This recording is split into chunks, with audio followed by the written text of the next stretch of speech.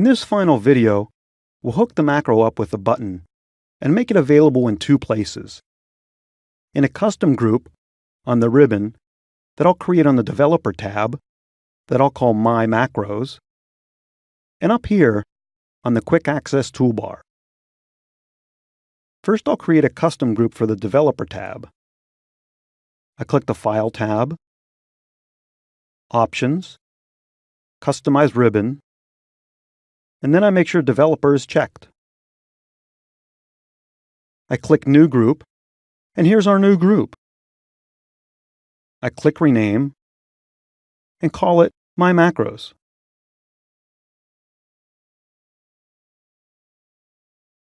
Now let's find the macro and add it to this custom group. I go over here and choose Commands from Macros. I select the Fill Days Relative R macro that's stored in my personal workbook and click Add. Here it is. It's now in the group and I want to rename it. I click Rename and call this Fill Days. You can have spaces and display names. While I'm at it, I'll replace its rather cryptic icon with this icon that looks a little bit like a calendar. I click OK, click OK again, and here's my macro button in my custom My Macro group. I click it, and it works. Now I'll show you how to add the same macro to the Quick Access toolbar, so it'll be up here next to Redo. Click File, Options, and this time click Quick Access Toolbar. Again, I choose Commands from Macros,